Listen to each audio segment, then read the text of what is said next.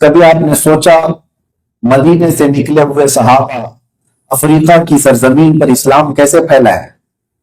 Europe میں گئے، اسلام کیسے پھیلا ہے؟ وہی صحابہ آئے تھے ہندوستان میں تجارت کرنے کے لیے، جب اسلام لائے ان کی تو پیور عربی زبان تھی، لیکن افریقہ کی زبان عربی نہیں تھی، یورپ کی زبان عربی نہیں تھی۔ وہ گئے اور اسلام لے کر کے گئے، لوگوں کو صرف اسلام سکھایا نہیں، پلا کر کیا ہے؟ وجہ یہ ہے کہ ہر انسان کے اندر جب محبت اور عشق ہوتا ہے تو اس کی ایک باڈی لینگویج ہوتی ہے، اور اس باڈی لینگویج کا اثر زبان سے کہے جانے والے الفاظ سے زیادہ ہوتا ہے، اس سے زیادہ ہوتا ہے۔ مجھے حیرت ہوتی ہے، حضرت مالک بن دینار کے متعلق سنا ہو، کیرلا آپ سے قریب ہے، ہندوستان کا جو آخری علاقہ۔ رسول اللہ صلی اللہ علیہ وسلم کے صحابہ سب سے پہلے جو ہندوستان تشریف لائے، اس میں تاریخ میں یہ ملتا ہے کیرلا کی سرزمین پر اترے تھے۔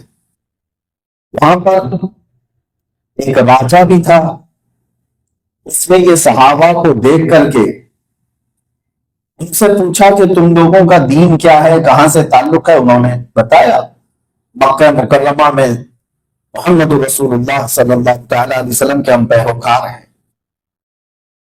یہ راجا چیرمن، اس نے صحابہ کی بات کو صرف کان سے سن کر چھوڑا نہیں، اسی وقت سفر کرنے کا ارادہ کیا اور حضور صلی اللہ علیہ وسلم سے ملاقات کے لیے مدینے بھی گئے، اور اسلام قبول کر کے واپس آنے کے وقت تاریخ یہ بتاتی ہے کہ عمان میں آج جو سلالہ علاقہ ہے وہاں انتقال ہوا۔ میں یہ سوچتا ہوں کہ نئے آئے ہوئے اجنبی لوگوں سے کون سی زبان میں انہوں نے سنا ہوگا جو اتنا عشق آ گیا کہ وہ مدینے چلے گئے۔ یہ صرف اور صرف زبان نہیں ہوتی، جب محبت دل میں ہوتی ہے تو بہت سارے لوگوں کے دلوں میں بات اثر کر جاتی ہے۔ بہرحال مجھے امید ہے کہ میری باتیں بھی انشاءاللہ العزیز باؤنس نہیں جائیں گی، تھوڑی بہت دلوں کے اندر بھی اتر جائیں گی انشاءاللہ۔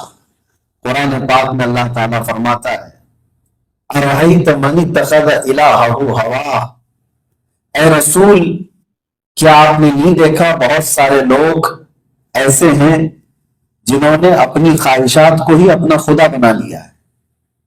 آج ایک پوائنٹ پر میں آپ سے گفتگو کرنا چاہوں گا۔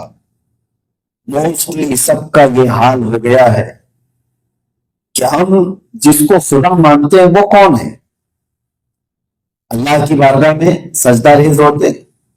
ایک تاریخی چیز میں بتا کر کے اس کو آگے بڑھاتا ہوں بات، ہم جیسے کرسی پہ بھی بیٹھے، شیخ محی الدین ابن عربی شیخ اعظم بہت بڑے ولی تھے، کرسی پر بیٹھے ہوئے تھے، ان کے سامنے بہت سارے لوگ بیٹھے ہوئے تھے۔ اچانک انہوں نے اپنی زبان سے کہا تم لوگ جس کی عبادت کرتے ہو تمہارا خدا میرے پیروں کے نیچے رہتا ہے، تمہارا خدا میرے پیروں کے نیچے رہتا ہے۔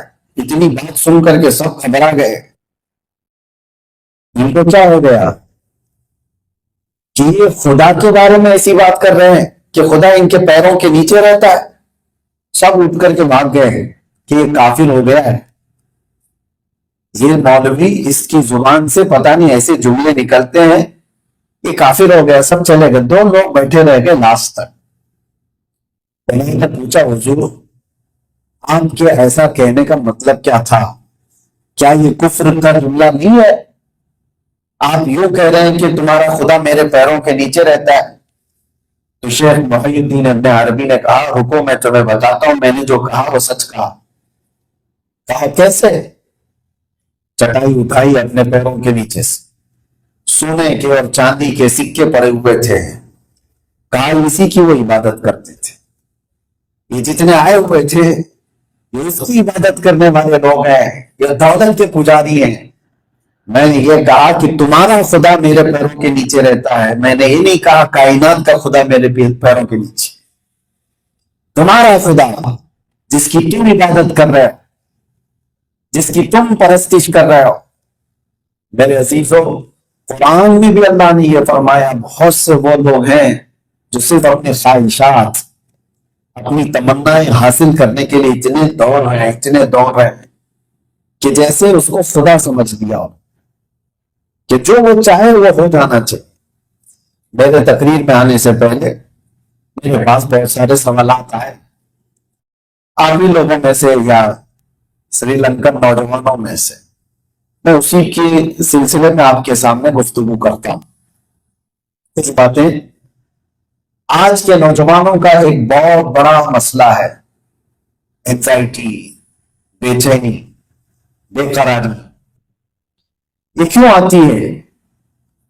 دنیا جتنی ترقی کرتی جا رہی ہے ہم بے چین ہوتے جا رہے ہیں. ہمارے پاس آرام کی ہر چیز آ گئی ہے لیکن بے چینی اور بڑھتی چلی جاتی. جتنی آسائشیں ہمارے پاس ہے پہلے کے دور میں اتنی نہیں تھی. میں حج اور عمرے کے کنٹینیو ہر مہینے جاتا ہوں تو دیکھتا ہوں ساتھ میں جو جانے والے لوگ ہیں ان کو کئی مرتبہ میں کہتا ہوں عمرے پہ جا رہے ہیں، حج پہ جا رہے ہیں. آپ کو پتا ہے آج سے صرف 50 سال پہلے، صرف 60 سال پہلے جو حج پر گئے ان کو پوچھو کہ کیسے گئے تھے. ان میں لوگ ابھی شاید زندہ نہیں ہو، کچھ ہوں گے تو ان کو پوچھو.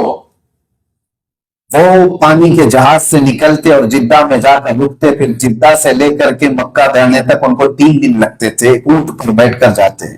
صدر الشریعہ رحمۃ اللہ تعالیٰ علیہ نے بہار شریعت میں حج کے پورے سفر کا لکھا ہے. پڑھ کر کے ایسا لگتا ہے کون سے زمانے کی بات، صرف 60-70 سال پہلے کی بات ہے. وہاں جاتے، مکہ میں خیمے لگاتے تھے، چولہے لگا کر کھانا بناتے تھے، مٹیوں پر ہی ان کی نمازیں، عبادتیں، رفعات میں کھلے میدان میں، مسجد مزدلفہ میں کھلے میدان میں. آج وہ بڑھتے بڑھتے ہم اتنی ترقی کر چکے ہیں، نہ آپ کو پانی کے جہاز میں شپ میں جانا ہے، ادھر بیٹھے ایروپلین میں وہ بھی فل اے سی ہے، ادھر اترے ایئرپورٹ میں اے سی ہے، وہاں باہر نکلے بس میں اے سی ہے، پہنچے ہوٹل میں اے سی ہے، ساری چیزیں سہولت کے ساتھ. لیکن شکایتیں اتنی زیادہ آج کے دور میں ہے کہ پچھلے 70 سال پہلے کسی نے اتنی نہیں کی تھی. یہ کھانا ایسا کہاں سے آ گیا، یہ سہولت، یہ گدا پیسہ کیسے آ گیا، یہ روم میں اسمیل آتی ہے، یہ فنا ہے. جتنی ترقی کرتا ہے انسان وہ بے چین ہوتا جا رہا ہے. وہ سکون کہاں ہے، وہ قرار کہاں ہے، وہ جو اطمینان ہے. وہ صحابہ کرام رسول اللہ صلی اللہ تعالی علیہ وسلم کے پیچھے نماز پڑھتے تھے، ان کی مسجدیں لکڑیوں کی بنی ہوئی تھیں، اور جب سجدہ کر کے اٹھتے تھے تو پیشانی پر کنکریوں کے نشان ہوتے تھے. پیشانی پر کنکریوں کے نشان. خود رسول اللہ صلی اللہ تعالی علیہ وسلم جب سو کر کے اٹھتے تھے تو آپ کے جسم پر پورے رسی کے نشان ہوتے تھے. جو کھجور کے چھال کا بسترا ہوتا تھا جسم پر نشان رہتے تھے سو کر اٹھنے کے بعد. لیکن وہ لوگ تھے جب سو کر اٹھتے یا جو بھی ہیں اس کے بعد پھر کہتے تھے الحمدللہ الذی احیانا بعد ما اماتنا، شکر خدا کے ساتھ. اور آج ہمارے لیے قالین کی مسجد ہے، ایسی مسجد ہے، جہاں بیٹھے تو ذرا برابر بھی آپ کو گرمی نہ لگے، اس کا اہتمام ہے. بہت کچھ. اب تو مسجدیں جو ہے میں کئی جگہ پر جا کر دیکھا ہوں، وہ تو ایک آڈیٹوریم بنی ہوئی، آدھے سے زیادہ مسجد کا حصہ چیئر سے بھرا ہوا. بہت ساری چیزیں ہونے کے بعد وہ قرار، وہ سکون کیوں نہیں، وہ دلوں کا اطمینان کیوں نہیں. اس کو ایک شاعر نے بہت پہلے کہا تھا، وہ اندھیرا ہی بھلا تھا کہ قدم راہ پہ تھے، روشنی لائی ہے منزل سے بہت دور ہمیں. وہ اندھیرا ہی بھلا تھا کہ قدم راہ پہ تھے، روشنی لائی ہے منزل سے بہت دور ہمیں. ایک چیز ہے میرے عزیزوں، اس کا علاج یہ ہے. انسان کے متعلق میرے آقا صلی اللہ علیہ وسلم نے فرمایا کہ اس کو قبر کی مٹی تک بھی کوئی سکون نہیں دے سکتا، اس کو سیراب نہیں کر سکتا جب تک یہ اپنی خواہشات کے پیچھے بھاگتا رہے گا. جب تک تم بھاگو. کیا آج آپ سیٹسفائیڈ ہیں کہ آپ کا گھر اتنا ہو گیا اب اور نہیں کرنا ہے؟ کوئی نہیں ہوگا، اس میں کرنا ہے، آگے کرنا ہے. جس کے گھر میں 3 وقت کا کھانا برابر آ رہا ہے، اس کو بھی کمانا ہے، آگے بڑھنا ہے. سر اگر آج 1000 اسکوائر فٹ کا ہے تو اسے 2000 اسکوائر فٹ کا بنانا ہے. کہیں رکتا نہیں ہے. دنیا کا ریچسٹ آدمی بھی رکتا نہیں ہے، وہ بڑھتا ہے. اس کی وجہ یہ ہے کہ میرے آقا نے فرمایا ہے اس کی خواہشات کی لمٹ کہیں نہیں، کہیں نہیں. یہاں تک کہ حدیث میں حضور صلی اللہ علیہ وسلم فرماتے ہیں کسی انسان کو 2 پہاڑوں کے بیچ والا حصہ، 2 پہاڑ ہے، 2 پہاڑ کے بیچ میں جتنا حصہ ہے یہ بھر کر کے اس کو گولڈ دے دیا جائے، سونا دے دیا جائے، اس سے کہا جائے تو خوش ہو گیا، تو کہے گا کاش اس طرح کا ایک اور حصہ مجھے مل جاتا تو میں خوش ہو رہا. یہ 1400 سال پہلے رسول اللہ صلی اللہ علیہ وسلم بیان فرما.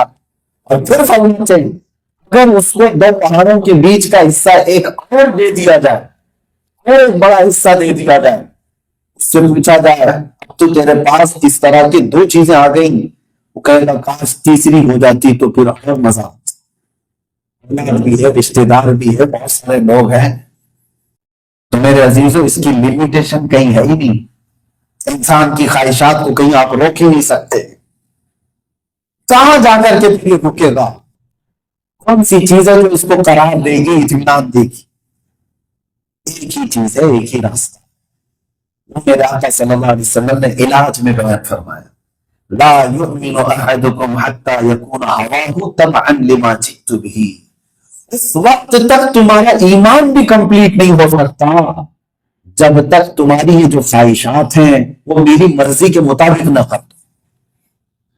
رسول صلی اللہ علیہ وسلم کی مرضی کے مطابق، ان کی منشا کے مطابق جب تک ہماری خواہشات نہیں کریں گے اس وقت تک ہمیں سکون نہیں مل سکتا، کبھی نہیں ہوگا. ہر انسان بھٹکتا ہی رہے گا.